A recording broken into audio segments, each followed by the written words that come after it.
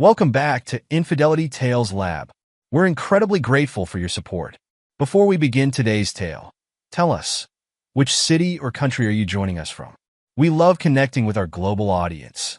Now, let's dive into today's story. Chapter 1. Foundations of Faith. Thomas Morrison's heavy boots echoed through St. Michael's Cathedral as he made his way to his usual pew, third row from the front. At 35, his imposing 6'2" frame commanded respect, and even in his Sunday best, his muscular build spoke of the countless hours spent at construction sites. "Morning, Thomas," Shannon Parker, the church secretary, called out as she arranged the hymn books. "You're early today." "Always am, Shannon." His deep voice carried a note of pride. "My grandfather helped build this place. Being late would be disrespecting his memory." He ran his calloused hand along the wooden pew, feeling the grain his grandfather had carefully selected decades ago. The morning light filtered through the stained glass windows, illuminating the empty space beside him where Adriana should have been. "Adriana's helping with the youth group again?" Shannon asked, her tone careful, measured. Father Michael asked for her help with some event planning. Thomas's jaw tightened imperceptibly. "She'll be here before the service starts." Shannon hesitated, then spoke softly. "You know, Thomas, if you ever need to talk." "I appreciate it, Shannon, but everything's fine." His tone left no room for discussion. The cathedral doors opened, and Father James Sullivan entered, his weathered face breaking into a warm smile at the sight of Thomas. The elderly priest had been more than a spiritual guide since Thomas's father succumbed to cancer 5 years ago. "Thomas, my son." Father James approached, his arthritis-stiffened gait slower than it used to be. "I was hoping to catch you early. How's the renovation project coming along?" "On schedule, Father. We'll have the new wing ready for Easter." Thomas stood, towering over the priest. "Morrison Building and Restoration never misses a deadline. Just like your father." Father James clasped Thomas's shoulder. "He'd be proud of how you've carried on the family legacy." Their conversation was interrupted by the arrival of Father Michael Reynolds, the younger priest who joined their parish 2 years ago. At 32, he brought a different energy to the church, one that attracted younger parishioners, especially women. "Thomas." Father Michael's practice charm was on full display. "I just left Adriana in the conference room. She's been invaluable with the fundraiser planning." Thomas nodded curtly. "She mentioned she'd be busy this morning. Your wife has quite an eye for design. The way she's transformed the community center, it's exactly what we needed to attract more young families." Before Thomas could respond, the side door opened, and Adriana hurried in. At 33, she still turned heads with her grace and beauty. Though Thomas noticed the dark circles under her eyes she'd tried to conceal with makeup. "Sorry I'm late," she whispered, sliding into the pew beside him.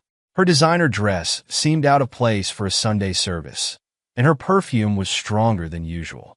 Thomas said nothing, but his hand gripped the hymnal tighter, knuckles whitening.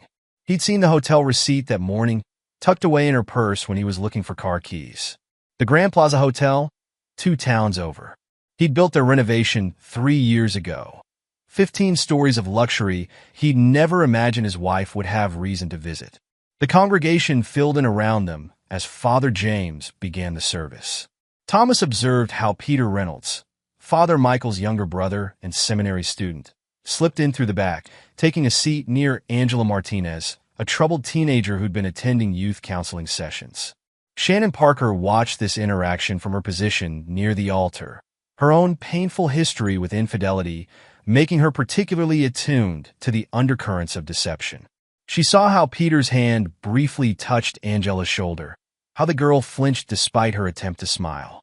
Detective Laura Reeves, recently returned to Cedar Grove, sat in the back row.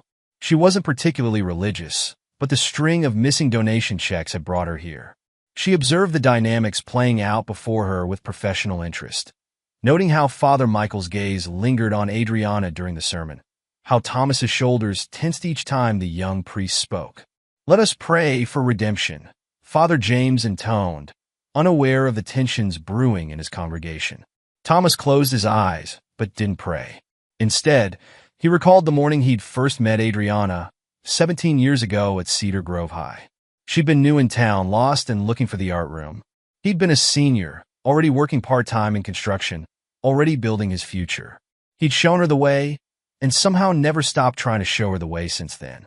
Those who seek forgiveness shall find it, Father James continued. But true redemption requires genuine repentance.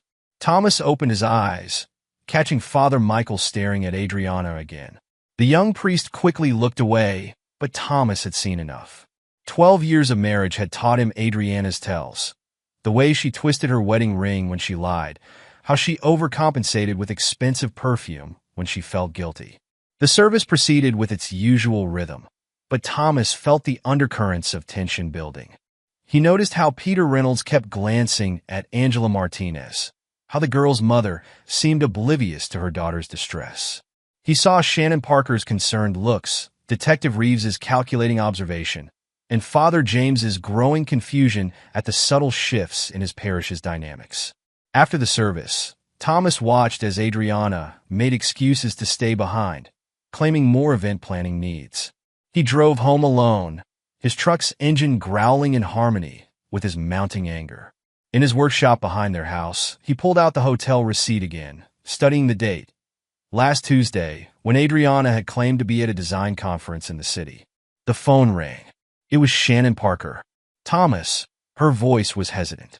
There's something you should know. The church's financial records, there are irregularities. Detective Reeves has been asking questions. What kind of irregularities? Missing checks, unauthorized withdrawals.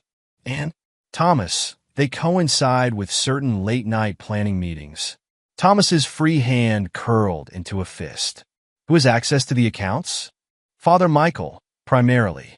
And recently, he added Peter as an authorized signer. The pieces were falling into place, forming a picture Thomas had been refusing to see. The late nights, the changed passwords on Adriana's phone, the new clothes, and now missing church funds. Thank you, Shannon, he said, his voice deadly calm. I'll handle it. He hung up and sat at his workbench, surrounded by the tools of his trade. His grandfather had taught him that building required 3 things: proper tools, precise measurements, and patience. His father had added a 4th: the will to see things through, no matter how difficult the job. Thomas picked up a framed photo of him and Adriana on their wedding day, studying it with cold detachment. The man in that photo had believed in love, in trust, in the sanctity of marriage. That man had been a fool. The sound of Adriana's car pulling into the driveway broke his contemplation. He replaced the frame and waited, listening to her heels clicking on the pavement, growing closer to his workshop. The door opened, and there she stood, still in her designer dress, still wearing too much perfume. Thomas? Her voice wavered. We need to talk. He turned slowly, fixing her with a stare that made her take a step back. Yes, he agreed, his voice devoid of emotion. We do. Chapter 2. Cracks in the Foundation. The renovation of St. Michael's Cathedral began on a Monday, but the cracks in Thomas Morrison's life had started forming long before. As he supervised the construction crew gutting the old community center, his mind wandered to the conversation with Adriana in his workshop 2 weeks ago. It's not what you think, she'd said, clutching her designer purse like a shield. The hotel receipt? I can explain. Then explain. His voice had been cold enough to make her shiver. I needed somewhere quiet to work on the design proposals. The house, it's too full of distractions. The lie had hung between them like poison gas. Thomas had simply placed the church's financial records Shannon had given him on the workbench. Try again? Now, watching his crew tear down walls, Thomas felt a bitter satisfaction in destruction. He'd built his marriage on a foundation of trust, just as he'd built his reputation on quality work. Both foundations were crumbling. Mr. Morrison? One of his workers called out. We found something behind the old drywall. You might want to see this. Thomas crossed the debris-strewn floor, his boots crushing plaster dust. Behind the demolished wall was a small cavity containing a metal box. Inside, he found collection envelopes, dozens of them, all marked for deposit but never processed. Call Detective Reeves, he ordered, pulling out his phone to photograph the evidence. And nobody touches anything else until she arrives. Laura Reeves arrived within 15 minutes, her detective's badge catching the light from the construction lamps. She surveyed the scene with professional detachment. "This is quite a find, Mr. Morrison," she said, bagging the envelopes as evidence. "These match the dates of our missing donations. Mind telling me why you were demolishing this particular wall?" "Structural necessity." Thomas crossed his arms. The architectural plans showed water damage. "Convenient." She studied him carefully. "Almost as convenient as you volunteering to oversee this renovation personally. My company's reputation is built on thoroughness, detective. So I've heard." She sealed the evidence bag. "You know, your wife's been spending a lot of time here during the planning phase. Any idea why she'd need to meet with Father Michael so frequently?" Thomas's jaw clenched. "You'd have to ask her." "I intend to."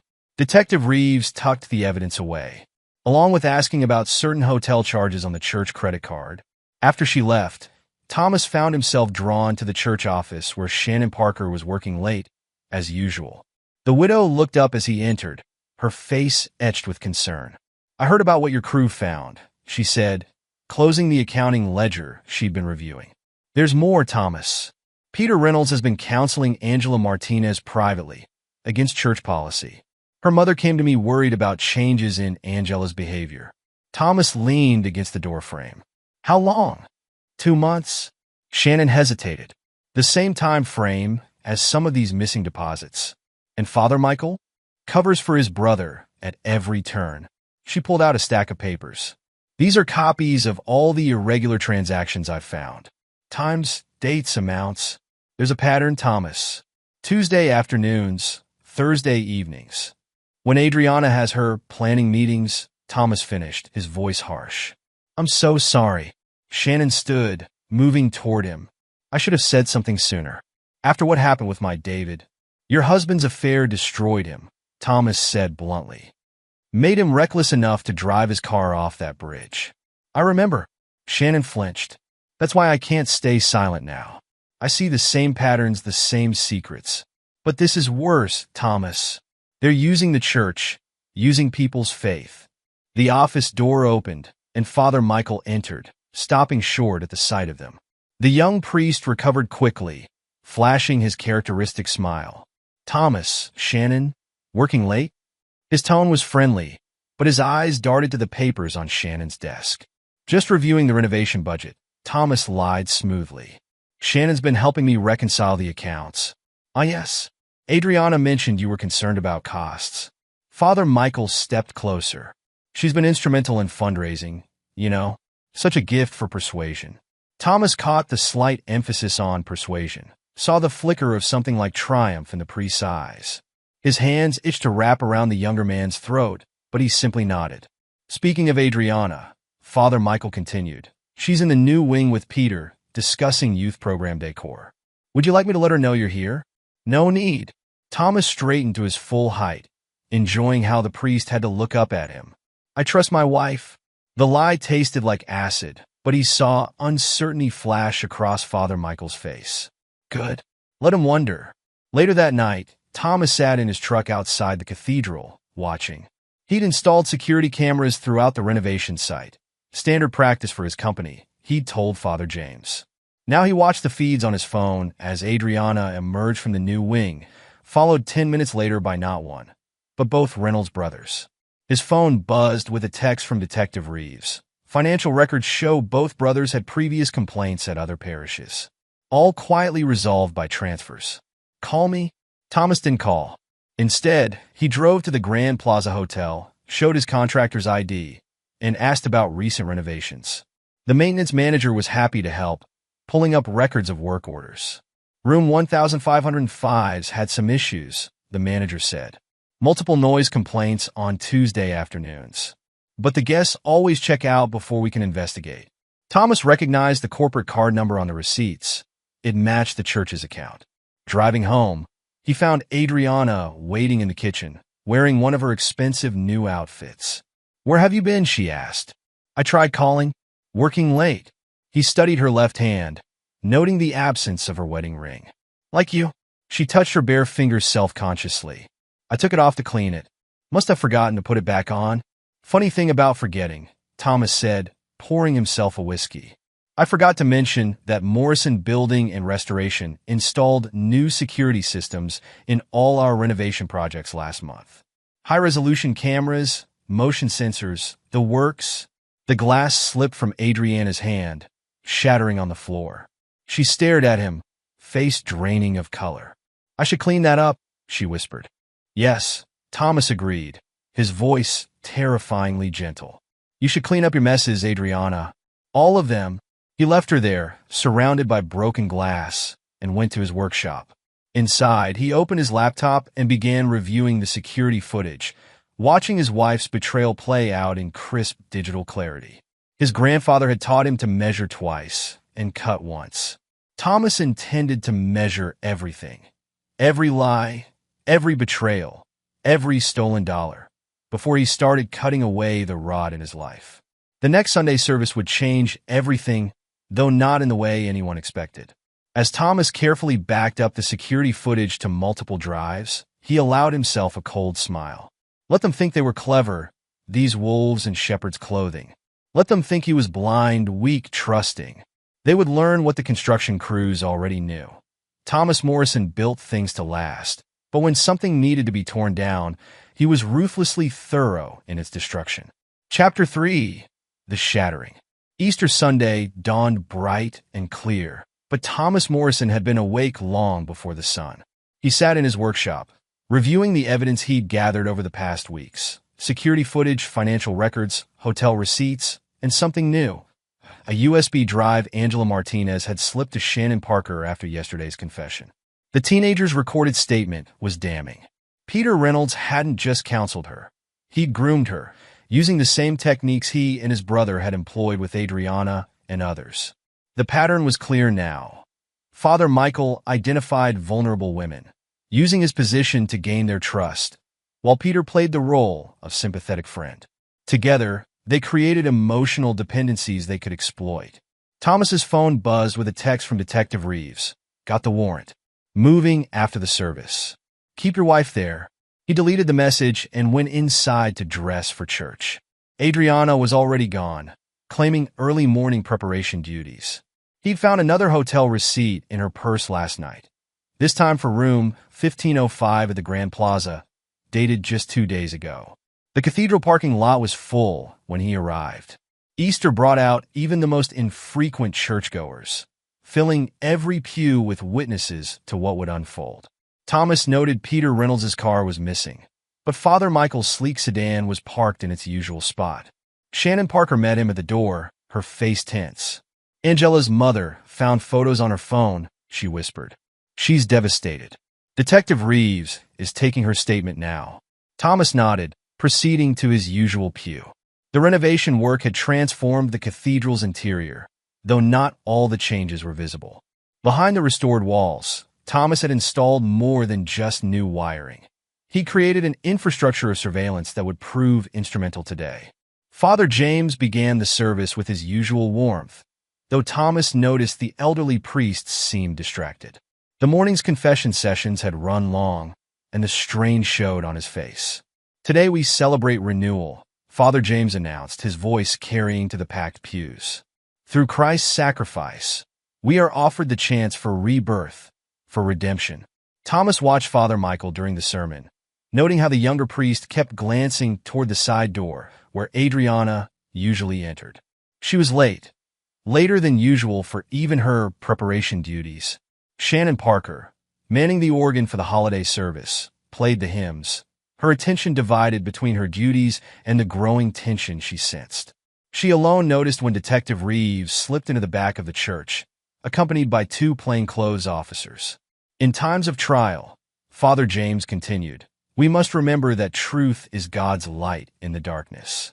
No sin can hide forever in his presence."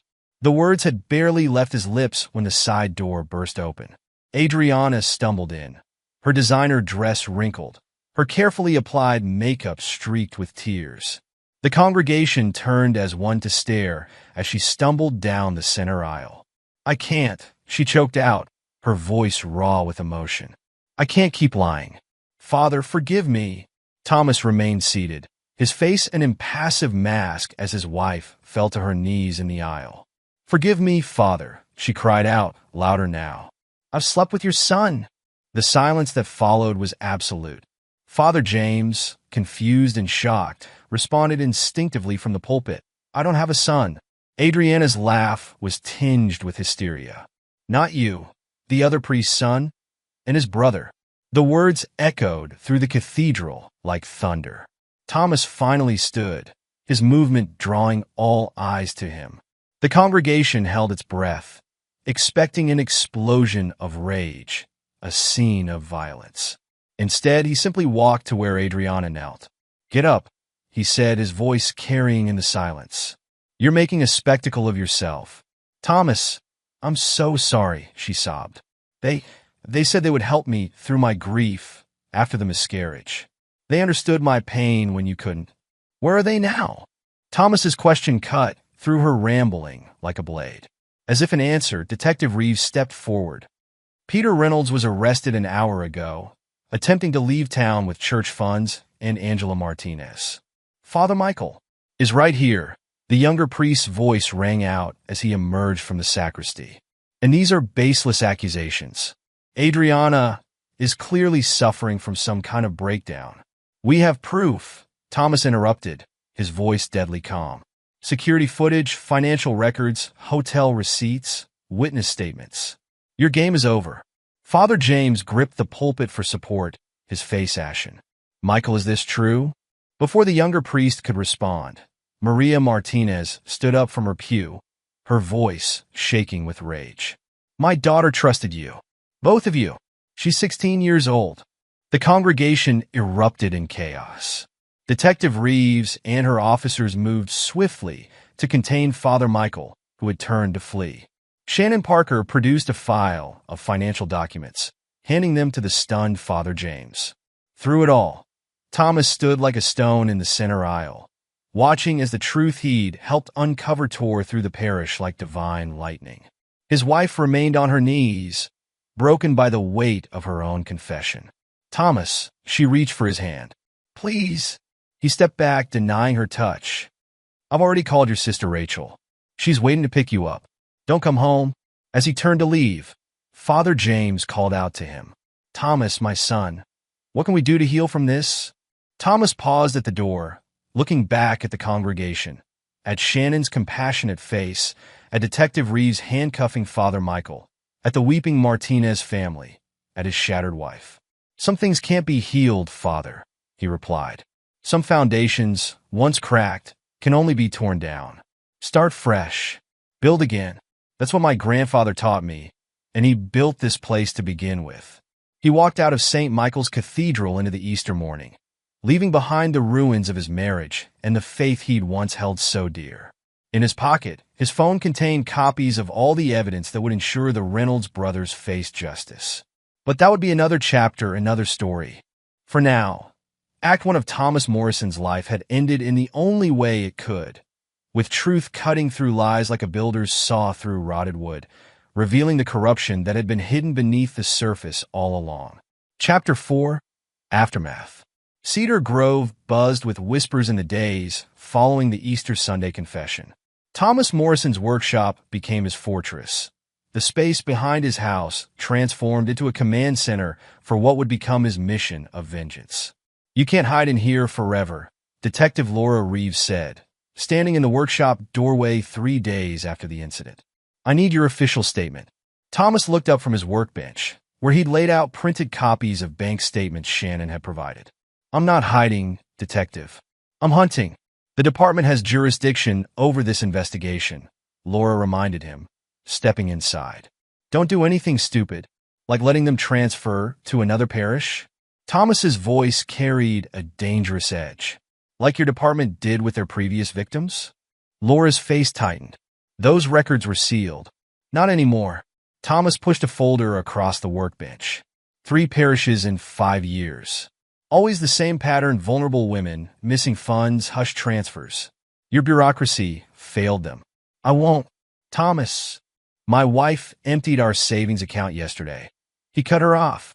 $30,000 transferred to an offshore account. Peter Reynolds convinced her they'd start a new life together. His laugh was devoid of humor. She actually believed him. We can trace the transfer. Already did.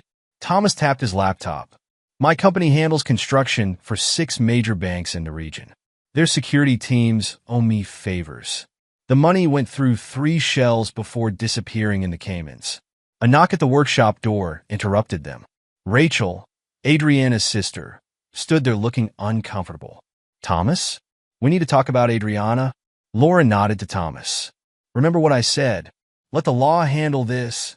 After she left, Rachel entered hesitantly. The high school teacher's usual confidence was shaken. Adriana's not doing well. She's barely eating, barely sleeping. Not my problem anymore, Thomas replied coldly. She was manipulated, Thomas. They preyed on her grief over the miscarriage, made her dependent on their counseling. I found her journals.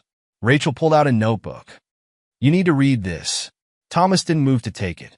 Did you know? Rachel flinched. I suspected something was wrong. The late nights, the new clothes, the way she talked about their spiritual guidance. She swallowed hard. I should have said something. Yes, you should have. She's still my sister, Thomas. And she's not their only victim. Maria Martinez called me today about Angela. Thomas's head snapped up. What about Angela? She's missing. Left a note saying she was going to meet Peter to start their real life together. Maria's frantic. Thomas stood, his 6'2" frame radiating dangerous energy. When? This morning. Maria only called because she found your business card in Angela's room. Apparently, you gave it to her last week. Get out. Thomas, please. Get out. After Rachel left, Thomas pulled out his phone and dialed a number. Rivera? I need everything you have on Peter Reynolds' movements since Sunday. And check the Grand Plaza Hotel, room 1505. He has a pattern. The next call was to Shannon Parker. Tell me about Angela Martinez's counseling sessions. Times, dates, locations. Everything. Shannon's voice was strained. Tuesday afternoons, usually. But last week, Peter changed the schedule. Started meeting her early mornings instead, before school. In the new wing of the church, where the renovation, she stopped. Thomas, the hidden room we found behind the false wall. The one with the safe. Where Father Michael kept the donation records, Thomas finished. The combination, I saw Peter using it last month. June 18th, 24. Thomas ended the call and opened his laptop. The security cameras he'd installed throughout the renovation site were still active, their feeds accessible through his private server. He clicked through them until he found what he wanted, footage from that morning showing Peter Reynolds leading Angela Martinez into the hidden room. A text from Detective Reeves lit up his phone. Got the warrant for the brothers' bank records. Multiple accounts under false names. This goes deeper than we thought. Thomas ignored it, focused on the footage. He watched as Peter emerged alone 20 minutes later, carrying a briefcase that hadn't been there before. The teenager never came out. His phone rang again. Maria Martinez. Mr. Morrison? The police won't help. They say she's probably just running away, that they can't do anything for 24 hours. Please, you're the only one who believes me. Thomas stood, grabbing his truck keys. Mrs. Martinez, meet me at St. Michael's in 15 minutes. And bring Angela's phone if you have it. The church parking lot was empty when he arrived, save for Maria's minivan. The distraught mother ran to him as he stepped out of his truck. I found this in her room. She thrust a letter at him. It's Peter's handwriting, not hers. I know my daughter's writing. Thomas scanned the note, recognizing the same manipulative phrases he'd found in Adriana's journals. The phone. Maria handed him a pink-cased iPhone. The police said without proof of a crime. They're wrong. Thomas led her to the church's side entrance, where his construction credentials still granted him access. Angela's not running away. She's bait. Bait? Maria's voice shook. I don't understand. Peter Reynolds has done this before. He takes a teenager across state lines, threatens to expose her to her family and community if she doesn't cooperate. Meanwhile, his brother pressures the parents to keep quiet, promising church assistance in finding the runaway if they don't involve authorities. They reach the new wing, Thomas's boots silent on the floors he'd installed himself. The hidden room's panels swung open easily. He'd built it, after all, though the Reynolds brothers never knew that. The safe stood open, empty except for a single envelope. Inside, Thomas found a photo of Angela, bound and terrified, along with a burner phone number. Maria stifled a scream. Thomas handed her his phone. "Call Detective Reeves. Tell her exactly what we found. I'm going after your daughter." The police said. "I'm not the police." Thomas's voice was ice. "I'm a contractor who knows exactly how many abandoned construction sites exist within a 3-hour radius. Sites owned by shell companies matching the ones your daughter's captors used to hide their stolen church funds." He turned to leave, then stopped. "Mrs. Martinez, when Detective Reeves arrives, give her this." He handed her a USB drive. "It's everything I've gathered on the Reynolds brothers. Times, dates, accounts, victims. Everything they thought they'd hidden behind drywall and doctrine. You've been planning this? Since the moment I found that first hotel receipt in my wife's purse." Thomas checked his weapon, legally registered for job site security. "They thought they could hide their sins behind my family's legacy, behind the walls my grandfather built." His smile was terrifying. "They forgot who built those walls in the first place." Chapter 5: The Descent. Thomas Morrison's transformation from respected builder to ruthless hunter began with a phone call. Marcus Rivera, the private investigator he'd hired, had traced Peter Reynolds' burner phone to an industrial park 30 miles outside Cedar Grove. "It's one of your company's abandoned sites," Rivera reported. "The old Maxwell development project that went bust last year. Security cameras show a black SUV matching Reynolds' rental entering the complex 4 hours ago. No signs of exit. Send me the coordinates," Thomas ordered, already moving. His truck's engine roared to life as he pulled out of St. Michael's parking lot, leaving Maria Martinez to deal with the arriving police. Shannon Parker's voice crackled through his Bluetooth. "Thomas, Detective Reeves is furious. She's threatening to charge you with interference in an active investigation. Let her." Thomas shifted gears aggressively. "What did you find in the financial records?" Father Michael cleared out the church accounts this morning. Over $200,000 in missing donations, all transferred to numbered accounts. But here's the interesting part. He used the same bank your company contracts with for construction loans.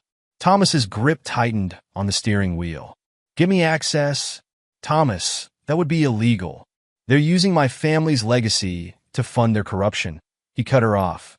"My grandfather built that church. My father maintained it. Now they've turned it into their hunting ground." His voice dropped dangerously. "Access. Now." Shannon sighed. "Check your email." "And Thomas?" "The security footage from the hidden room. Angela wasn't their first victim. I found evidence of at least 3 other girls in the past year alone." Thomas clicked the email link one-handed, scanning the bank records Shannon had acquired. The pattern was clear. Regular transfers disguised as construction costs, all flowing through accounts he now recognized. His phone buzzed with a text from Rachel. "Adriana tried to kill herself. Pills.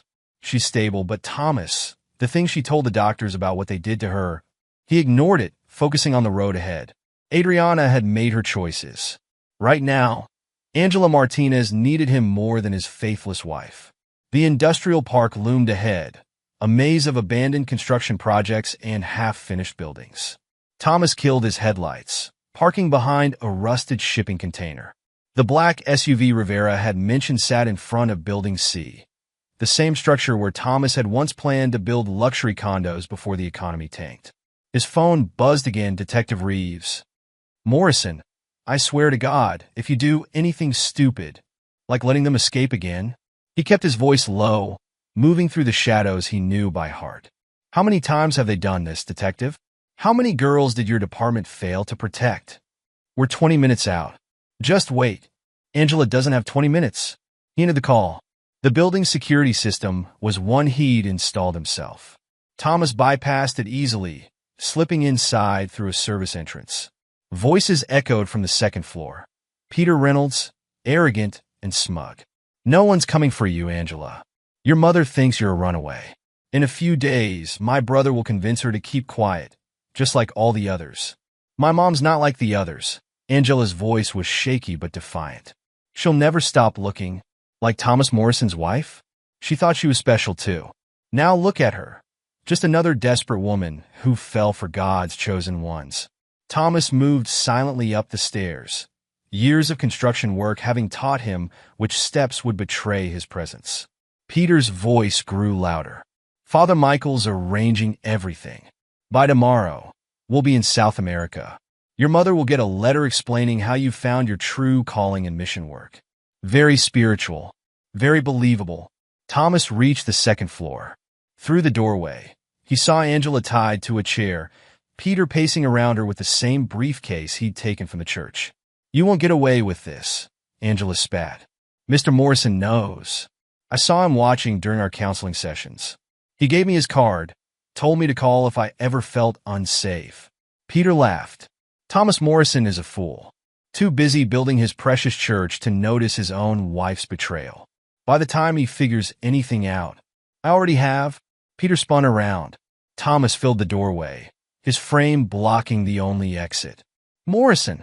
Peter stepped back, reaching for something in his jacket. This isn't what it looks like. Save it for your brother. Thomas advanced slowly. Though he might have trouble hearing your excuses from South America, Peter's eyes widened. How did you?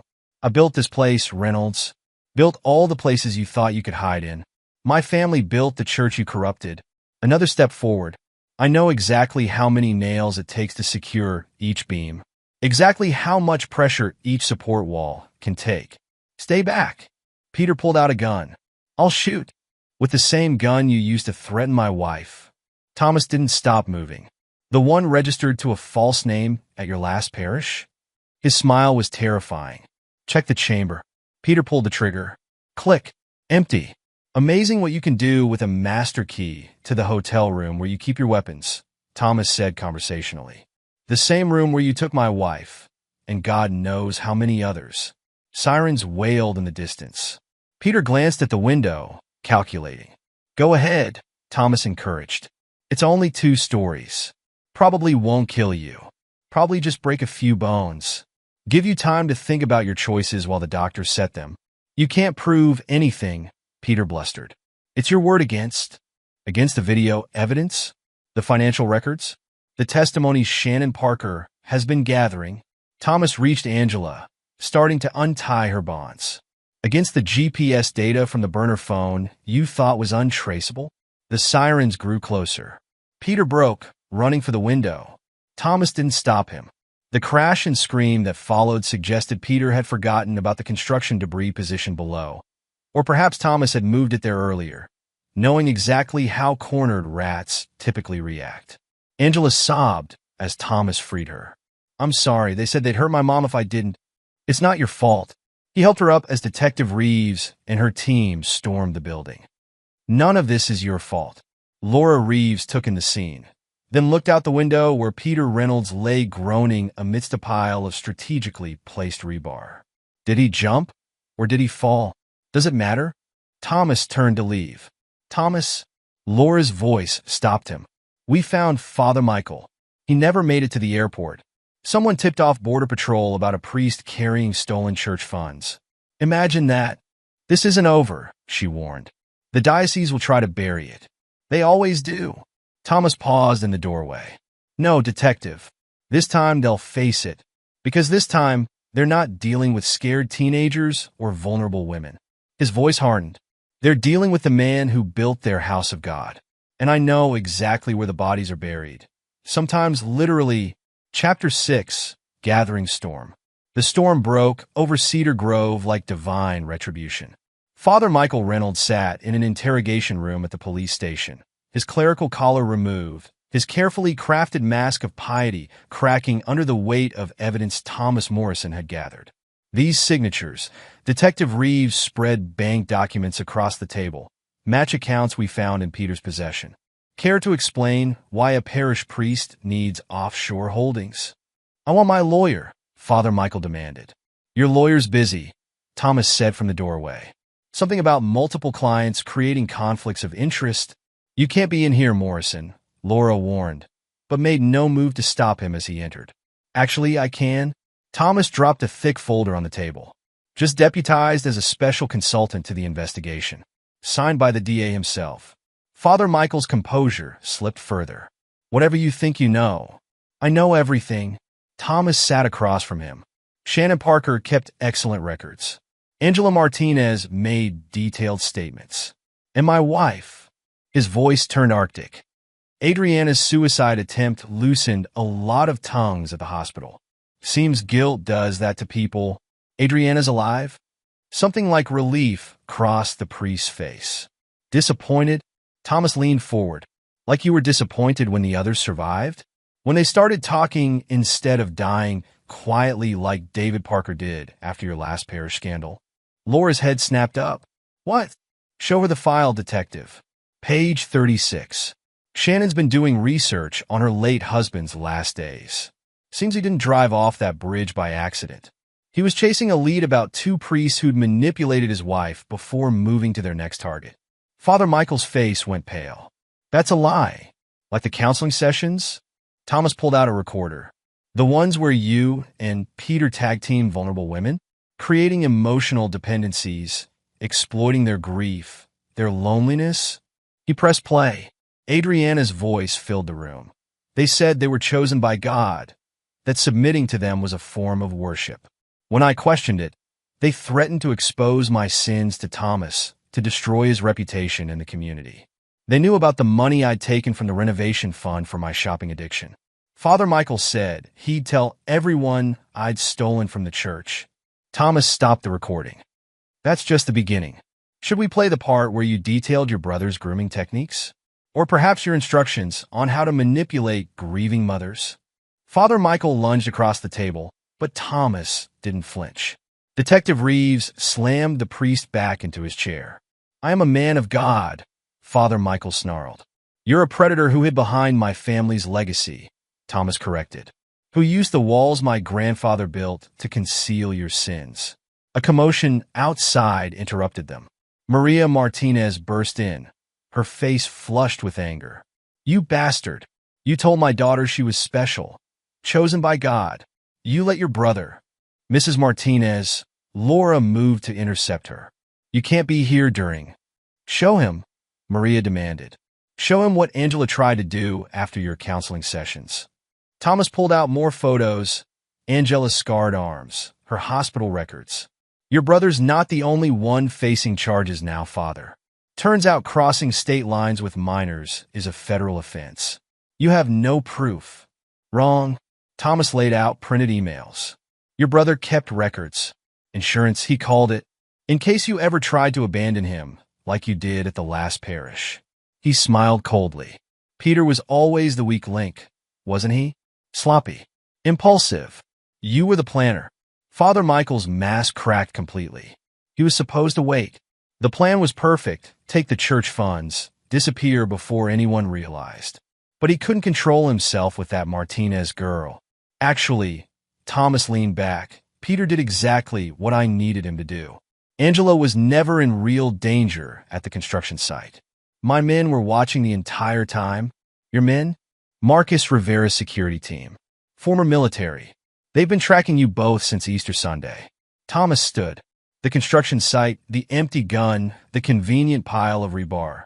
I designed all of it. Like I design all my projects. With precision. Laura stepped forward. Father Michael Reynolds, you're under arrest for conspiracy, fraud, sexual exploitation. You can't do this. The priest looked wildly at Thomas. The diocese will protect me. They always protect their own. Check your phone, Thomas suggested. If you can get a signal. Strange how the story's already breaking on national news. Anonymous source provided quite a paper trail to the media. Maria Martinez spat at the priest before police let her out. Thomas gathered his files, then paused at the door.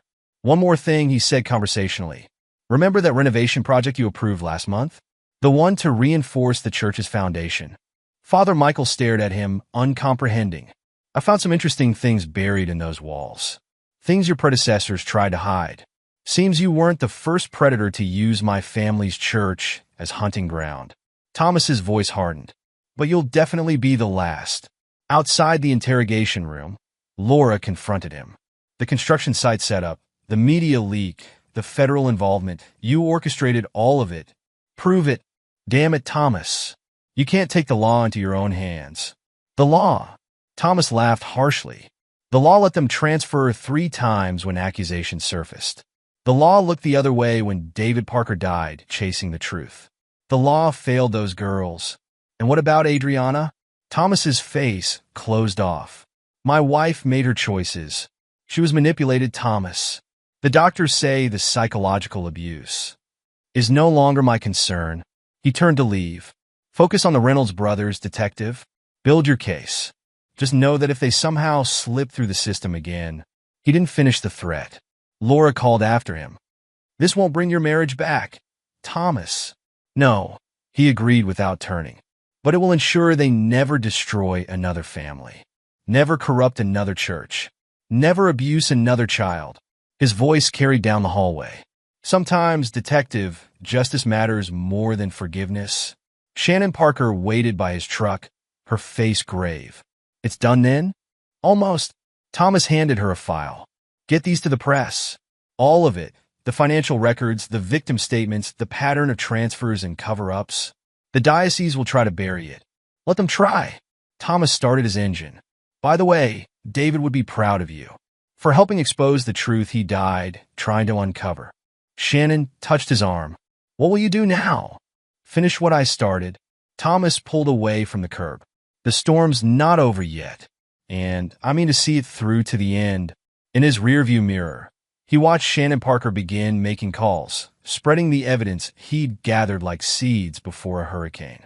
The truth would take root now, growing through the cracks in the foundation of power and privilege that had protected predators like the Reynolds brothers for too long.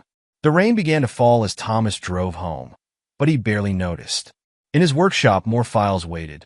More evidence. More weapons for the war he'd started. The Reynolds brothers were just the beginning. Their network of enablers and protectors would learn that Thomas Morrison built things to last, including his revenge. Let them come with their lawyers, their threats, their attempts to silence the truth.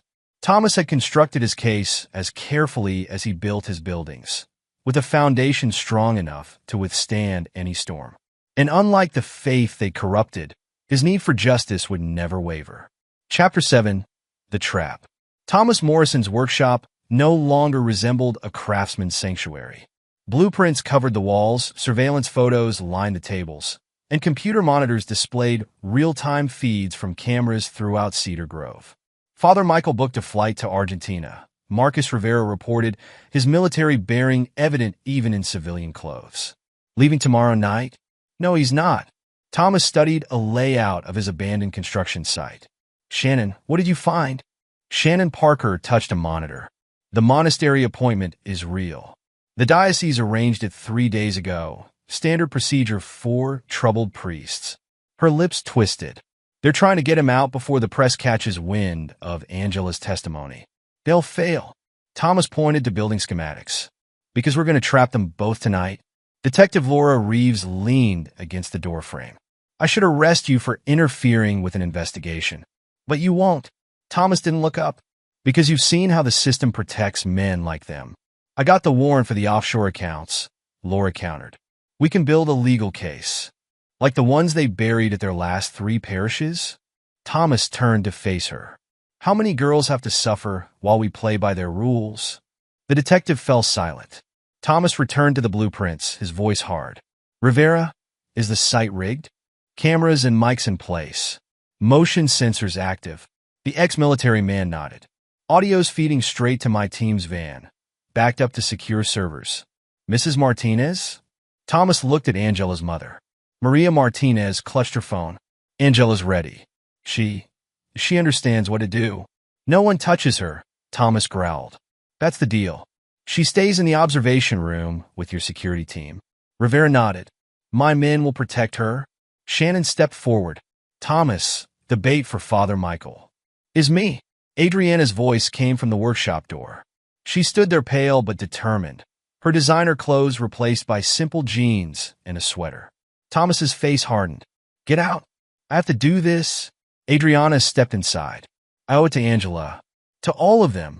You lost the right to be noble when you betrayed our marriage. This isn't about us. Adriana's voice sharpened. Michael will know it's a trap if you contact him. But if I reach out, tell him I'm terrified of you finding the rest of the evidence. She's right. Laura interjected. He'll believe her vulnerability. His type always does. Thomas stared at his wife, his expression unyielding. Fine, make the call. But understand this, after tonight we're done. No reconciliation. No forgiveness. Adriana nodded, tears in her eyes. I know. I need to make this right. You can't. Thomas turned away. Rivera, get her briefed on the script. As the others dispersed to their positions, Shannon lingered. Thomas, are you sure about this? About trapping two predators who used my family's church as hunting grounds? His voice was ice. Who stole not just money but innocence. Who manipulated grieving women and vulnerable girls. About not letting your anger make you cross lines you can't uncross. Thomas picked up his phone. The lines were crossed the moment they turned a house of God into their personal playground. He dialed. Peter? It's Morrison. We need to talk about the church renovation funds. Tonight. The trap was set. Thomas watched the monitors as the pieces fell into place. Peter Reynolds arrived first, drawn by greed and the promise of hidden church accounts. Father Michael followed an hour later, responding to Adriana's tearful call about Thomas discovering their private recordings. They're both inside, Rivera reported through the comm link. Motion sensors confirmed they're heading to the main room. Thomas nodded to Detective Reeves. Your people in position? SWAT team standing by. But Thomas, whatever you're planning, just be ready. He headed for the exit. And Laura? Make sure those body cameras are running. The diocese won't be able to bury this evidence. The construction site loomed ahead, dark except for strategic lighting Thomas had installed. He'd built this place. He knew its bones, its weaknesses, its secrets. Now it would serve a different purpose. Inside, he heard voices echoing. Peter's nervous tenor, Father Michael's practice calm. And cutting through both, Adriana's carefully rehearsed fear. He knows everything, she was saying. The accounts, the other women, Angela. Calm down, Father Michael soothed. Thomas Morrison is just a builder. He can't. He's here. Peter's voice rose in panic. Thomas stepped into the room, his frame filling the doorway. Welcome to your confession, gentlemen. Chapter 8. Justice Served. The abandoned construction site transformed into an arena of justice as Thomas Morrison confronted the Reynolds brothers. Security cameras captured each moment. Evidence that would ensure no church bureaucracy could bury the truth this time. You're trespassing, Father Michael said smoothly. This is private property. My property? Thomas's voice cut like steel. My company. My cameras. My rules. Peter edged toward the exit. This is ridiculous. We don't have to. Angela Martinez, Thomas interrupted. 16 years old. You groomed her in counseling sessions, then threatened to expose her family's immigration status if she talked. You can't prove. Rebecca Collins, Sarah Thompson, Dana Miller. Thomas advanced. All vulnerable women you targeted at your last parish. All silenced with threats and church settlements. Father Michael's mask slipped. The diocese handled those cases by transferring you here, to my family's church, where you continued your pattern. Pattern? Peter forced a laugh. These are baseless. Play it, Thomas commanded. Angela's voice filled the room from hidden speakers, clear and damning. Father Michael said, if I told anyone about Peter's special counseling, they'd deport my mom. He made me watch while Peter practiced his sermons with other girls. Father Michael lunged for the door, but it wouldn't budge. Thomas smiled coldly. Surprised? I built this place. Those doors only open from the outside now. This is kidnapping. Peter shouted. No, this is justice. Thomas nodded toward a darkened window. Detective Reeves? Your turn. Lights blazed as SWAT teams breached the building. Laura Reeves entered, flanked by officers. Father Michael Reynolds, Peter Reynolds, you're under arrest for sexual exploitation of a minor, fraud, extortion. I demand a lawyer. Father Michael's composure shattered. You'll need one. Thomas pointed to more hidden cameras. We've been broadcasting this whole conversation to secure servers. Copies are already with the FBI, the media, and victims' advocacy groups. Peter broke, turning on his brother. It was his idea. He found the vulnerable ones, told me which to target. Shut up. Father Michael swung at him. SWAT officers tackled them both as Laura read them their rights. Thomas watched impassively as the brothers were cuffed and separated. Thomas? Adriana stepped forward. We're done here. He turned away. Detective Reeves has your statement about their manipulation techniques. Use it in court. Maria Martinez burst in, running to embrace her daughter as Angela emerged from the observation room. You did it, Maria sobbed. You got them? No, Angela did. Thomas nodded to the teenager. Her courage made this possible. Rivera's security team began collecting equipment as more police arrived. Laura approached Thomas with handcuffs. You orchestrated an elaborate sting without police approval, she said. I should arrest you too. But you won't. Thomas met her gaze. Because we both know the system needed a push. Laura sighed, lowering the cuffs. The DA wants to talk to you. Federal prosecutors too. I'll cooperate.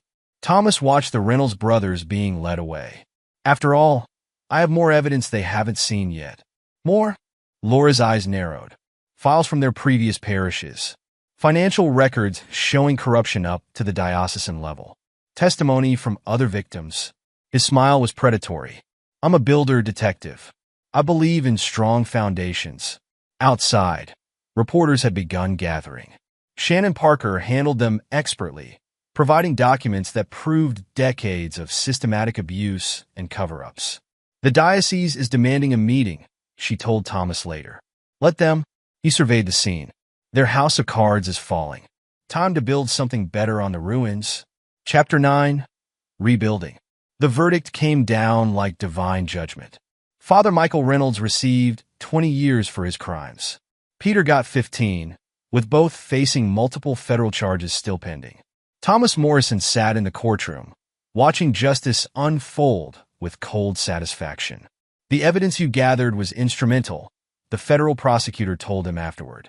We've opened investigations into 3 more dioceses based on the patterns you exposed. Thomas nodded curtly. Send any construction-related questions to my office. I know how they hide things in church renovations. Mr. Morrison? Angela Martinez approached, stronger now, her voice steady. Mom and I are starting a support group for others who went through this. Would Morrison Building and Restoration consider? Send me the plans. Thomas's voice softened slightly. My company will handle the renovation pro bono. Months passed. St. Michael's Cathedral underwent another transformation, this time stripping away the hidden spaces and secret rooms the Reynolds brothers had exploited. Father James, with Thomas's guidance, implemented new safety protocols and transparency measures. The congregation is healing, Shannon Parker reported one evening in Thomas's workshop. Your exposure of the corruption actually strengthened people's faith. They needed to see evil confronted, not hidden. Thomas looked up from his blueprints designs for a new advocacy center. Evil thrives in darkness. In secrets. I merely turned on the lights. You did more than that. Shannon moved closer. You gave victims a voice. A chance for justice. He studied her. This strong woman who'd lost her husband to similar corruption, who'd helped him build an airtight case, who understood his rage, his need for justice over forgiveness. The contractor called about the advocacy center, she continued. They need final approval on the security systems. Make them stronger, Thomas ordered. No more hidden spaces. No more secrets. Like this? Shannon spread out modified plans. I added cameras here and here. Panic buttons in all counseling rooms. Direct lines to police dispatch. Thomas noted her detailed additions. Shannon had become more than an ally in his quest for justice. She'd become a partner who shared his commitment to protecting others from predators. Perfect, he approved. Let's make it happen. Adriana's divorce papers arrived without fanfare. Thomas signed them without hesitation, his signature as firm as his resolve.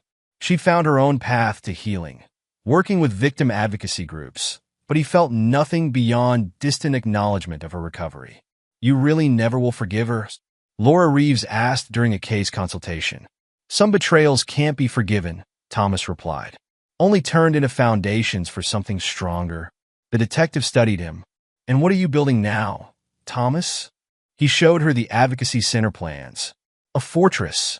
A place where predators like the Reynolds brothers can never hurt anyone again. With Shannon's help, Laura observed carefully. She understands.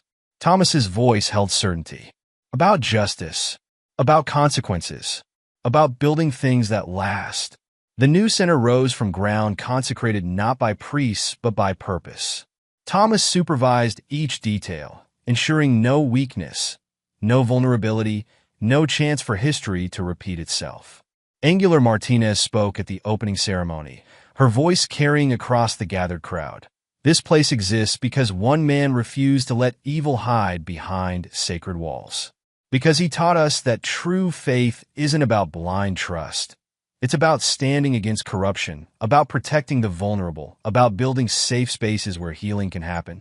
Thomas stood at the back, watching as Shannon coordinated with staff, as Maria Martinez welcomed other survivors' families, as Detective Reeves discussed security protocols with her officers. He'd built something here, something stronger than the walls that had hidden the Reynolds brothers' crimes. Ready for the next project? Shannon asked, joining him. Always. Thomas looked at the woman who'd stood with him through the darkest days, who shared his unwavering commitment to justice. I hear there's a church in the next county asking for renovation consultation. After your exposure of the Reynolds brothers, they all want Morrison Building and Restoration to check their foundations. Good. Thomas's smile held no warmth. Because I plan to check them all. No more secrets. No more hidden sins. They walked together toward his truck, leaving behind a building that stood as testament to one man's ruthless pursuit of justice. Thomas Morrison had lost his marriage, his faith in religious authority, his trust in easy forgiveness. But he'd built something stronger from those losses, a legacy of protection, of exposure, of truth brought into light. The Sunday confession had shattered his world, but from those fragments, he constructed a different kind of sanctuary. One built not on blind faith or easy absolution, but on the unyielding foundation of justice served and evil exposed. Let others pray for forgiveness. Thomas Morrison would keep building. Strong walls to protect the vulnerable, clear windows to let in light, and solid foundations that could withstand any storm. With Shannon beside him, sharing his vision and his values, he'd ensure no predator ever again found shelter in shadows he'd constructed. The story of Cedar Grove's darkest scandal became a blueprint for change, proving that even the most sacred spaces must be watched, protected, and sometimes torn down to their foundations before true healing can begin. Thomas drove away from the center, Shannon beside him, both of them already planning their next project. The hunt for hidden corruption would continue. The work of justice was never finished, but Thomas Morrison had built his life around seeing things through. And unlike the faith that had failed him, this new purpose would never waver. Epilogue. 10 years later, Morrison Building and Restoration's new headquarters dominated Cedar Grove's skyline, a testament to Thomas Morrison's success in transforming his company's mission. The 10-story building housed not just construction offices, but the largest faith-based abuse prevention network in the country. Thomas stood at his office window, reviewing the latest report from his investigative team. At 45, his frame remained imposing, though strands of gray now streaked his temples. Marriage to Shannon had softened none of his edges. If anything, their shared mission had honed his determination to hunt predators who used religion as cover. The Seattle investigation is complete, Shannon announced, entering his office with a thick file. After their marriage 8 years ago, she'd taken charge of the company's investigative division, her own tragic past with David making her particularly effective at spotting patterns of abuse. Results? Thomas didn't turn from the window. 3 priests, 2 youth ministers, and a bishop who covered it all up. Shannon laid out photographs and financial records. Same pattern as the Reynolds brothers. Targeting vulnerable women, exploiting grief counseling, hidden accounts. Status of the victims? Safe. Angela's outreach team is already working with them. Shannon's voice held pride. The Martinez women had become powerful allies in their mission, with Angela heading the victim support division despite her youth. Thomas nodded. Send everything to Laura's federal task force. Laura Reeves had leveraged the Reynolds case into creating a specialized FBI unit focused on religious institutional abuse. Her promotion to lead investigator had come directly from her work with Morrison Building and Restoration. Already done? Shannon checked her tablet. Maria Martinez is flying out tomorrow to help establish a new support group. The pattern recognition software you developed flagged 3 more potential cases in Oregon. Thomas finally turned, studying his wife. At 60, Shannon's face showed the years of their work, but her eyes remained sharp, focused. Their marriage was a partnership forged in shared purpose rather than traditional romance. Exactly how they both preferred it. The Reynolds brothers? He asked, though he already knew. Still in federal prison. Peter attempted suicide last month, failed of course. Father Michael continues writing appeals, claiming religious persecution. Shannon's smile was cold.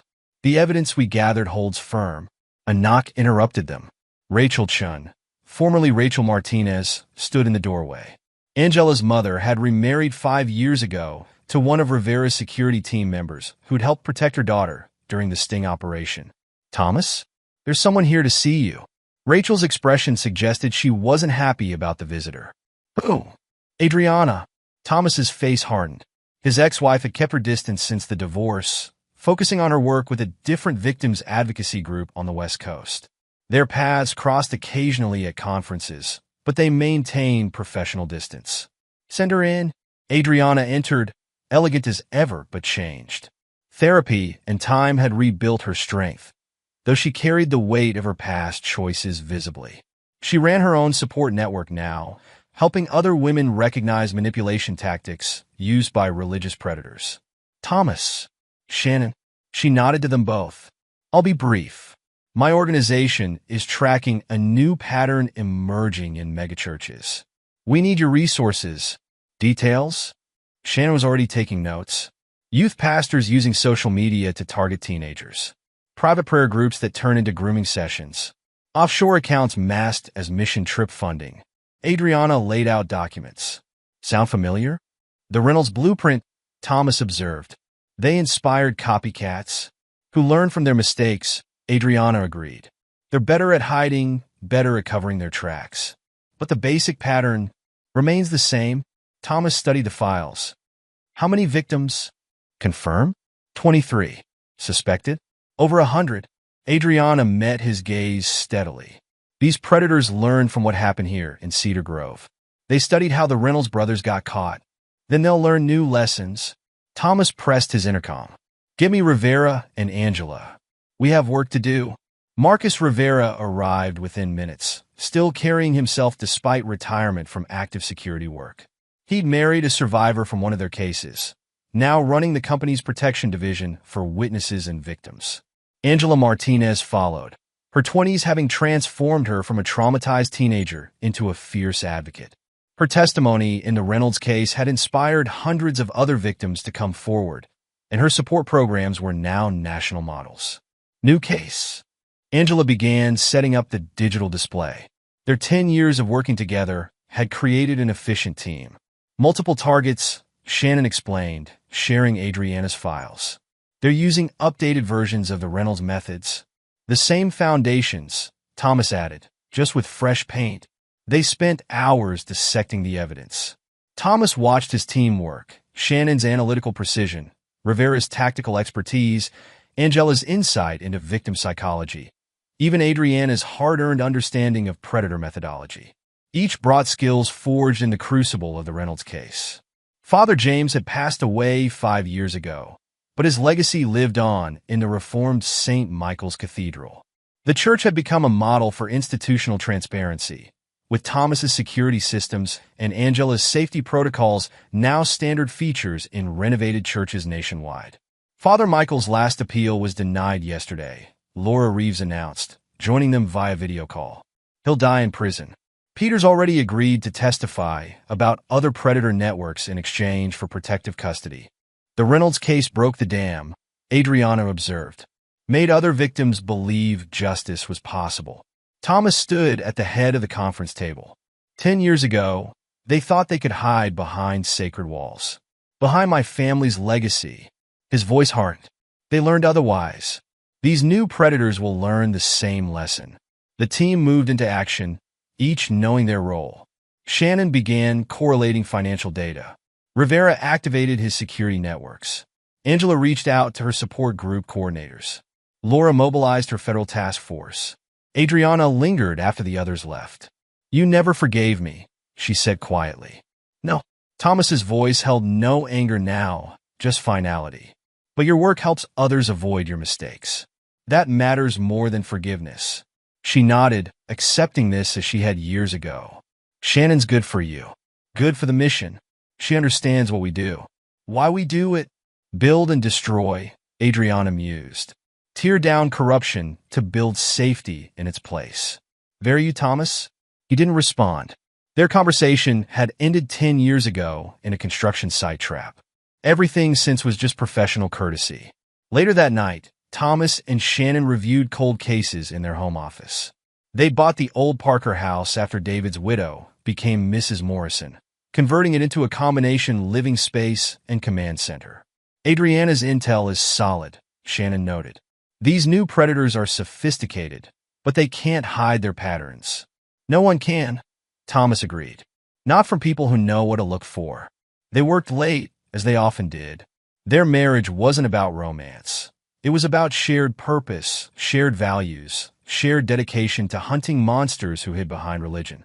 Shannon understood Thomas in ways Adriana never had, accepted his ruthless pursuit of justice because she shared it. The next morning brought reports from their nationwide network. Angela had identified 3 more potential victims. Rivera's team had surveillance on 2 youth pastors. Laura's task force was preparing warrants. "Ready to build something?" Shannon asked, handing Thomas architectural plans for a new safe house. "And tear something down," he added, reviewing surveillance photos. They headed to the office together, their decade-long mission unchanged. Thomas Morrison still built things to last, walls to protect the vulnerable, foundations to support the healing, and traps to catch those who would abuse sacred trust. The Reynolds brothers had thought themselves beyond justice, hiding behind church walls Thomas's grandfather had built. Their downfall had created a blueprint for exposing others like them, turning one family's shattered faith into a fortress against future predators. Cedar Grove had changed in 10 years. St. Michael's Cathedral stood restored, both physically and spiritually. The Martinez women had transformed their trauma into a force for positive change. Shannon had found purpose beyond her first husband's tragic death. Even Adriana had built something meaningful from the ruins of her mistakes. But Thomas remained constant. The builder who'd learned to destroy corruption, the man whose ruthless pursuit of justice had inspired a nationwide movement. His grandfather had built churches to worship in. Thomas built systems to protect them, using the same uncompromising standards, the same attention to detail, the same determination to see things through. Let others pray for forgiveness. Thomas Morrison and his team would keep building, keep watching, keep hunting those who turned sacred spaces into hunting grounds. The Sunday confession had ended his faith in easy redemption, but it had birthed something stronger, an unwavering dedication to justice that no amount of time could erode. In his office at day's end, Thomas reviewed messages from their network. 3 new cases identified, 2 predators arrested, 4 victims brought to safety. The work continued, the mission expanded, the team grew stronger. Shannon joined him with fresh files. Another church renovation request. "They want our security systems, our protocols. They all do now." Thomas studied the blueprints. Since the Reynolds case showed them what happens when predators exploit sacred architecture. "Your grandfather would be proud," Shannon observed. "You're still building churches. Just differently." Thomas nodded slightly. His grandfather had built walls to enclose faith. Thomas built walls to protect it, to expose those who would corrupt it, to ensure no other family would see their spiritual legacy twisted into a predator's playground. The Sunday confession had destroyed his faith in religious authority, but had given him a different kind of mission. Let others seek absolution. Thomas Morrison would keep building his monuments to justice, one exposed predator at a time. The Reynolds brothers' crimes had shattered Cedar Grove's peace a decade ago. But from those fragments, Thomas had constructed something unprecedented, a nationwide network of survivors, investigators, and protectors, all dedicated to ensuring no other community would suffer as his had. He lost a wife, but gained a true partner. Lost his faith, but found an unshakable purpose. The price had been high, but the results? Thomas studied the latest batch of case files, each representing lives saved, abuse prevented, justice served. The results would last generations. Just like his grandfather's church walls, but stronger, because these were built not just with stone and mortar, but with unwavering dedication to protecting the vulnerable and exposing the corrupt. Ready for tomorrow? Shannon asked, knowing the answer. Thomas nodded, already focusing on their next target. The work was never done, the mission never complete, but he built his life around seeing things through, and this was his true legacy. Let others build churches. Thomas Morrison built justice. And like all his work, he built it to last. And there you have it. Another story comes to an end. What did you think? I'd love to hear your thoughts in the comments below. If you enjoy this story, consider joining our community by subscribing. It means the world to us. For more stories like this one, check out the recommended videos on screen. And I'll see you there.